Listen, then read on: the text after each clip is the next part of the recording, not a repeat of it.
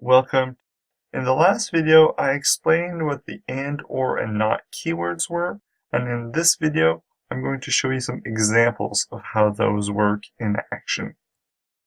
In this video, we're going to write 3 small programs that use the logic we learned in video 4.4, those of the and, or, and not keywords. So let's have a look.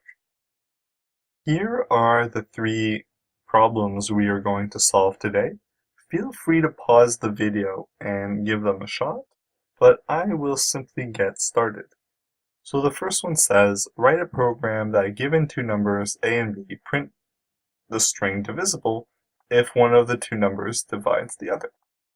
So let's start by getting those numbers from user input.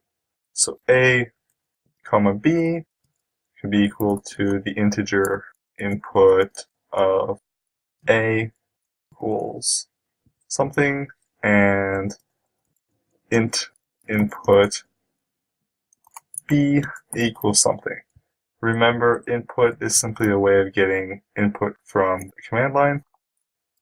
So one thing we could do to test with division is say if a mod b is equal to 0, so b evenly divides into a, or b mod a, so the other way around. Then we can print the string divisible. Perfect. Now let's go to the command line and try this out.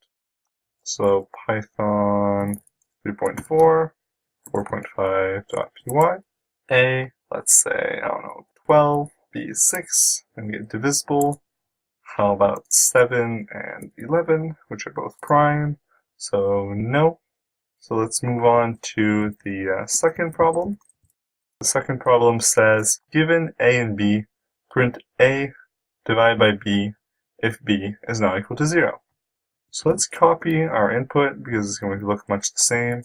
And it says, okay, b cannot be 0. So how do we test for b not being equal to 0? In fact, there are many ways. One way is to say, if b not equal to 0, then we can print a divided by b. And that'll work just fine. However, there are other ways, and another way you might see is, if b is not 0, then we print a divided by b. This is perhaps more readable, but there is yet again another way, which is just to say not b is equal to 0, which is, in a way, the negation.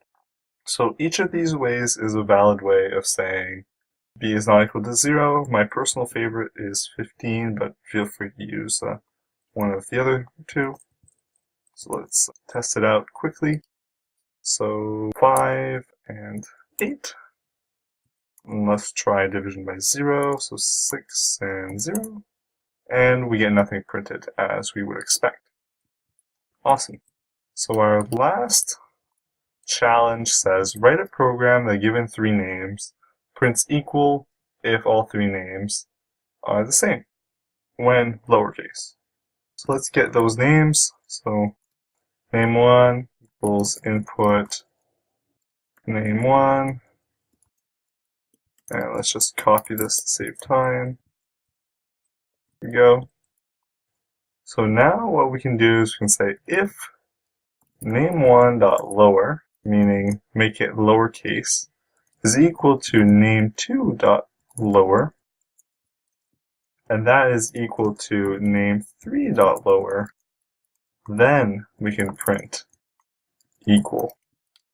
So the trick was remembering that the .lower function exists, and we can use it in combination with testing equality. So if I run this, and I say name1, maybe, I don't know, will, then I say will like that, and then I say will all lowercase, then they're all equal. But if I say James, Lauren, and Mark, then it doesn't say they're equal. So our program appears to work. In this video, we looked at how to solve 3 simple problems using logical operators and, or, not. In the next video, we will be writing a small program that further makes use of conditional logic. I will see you then.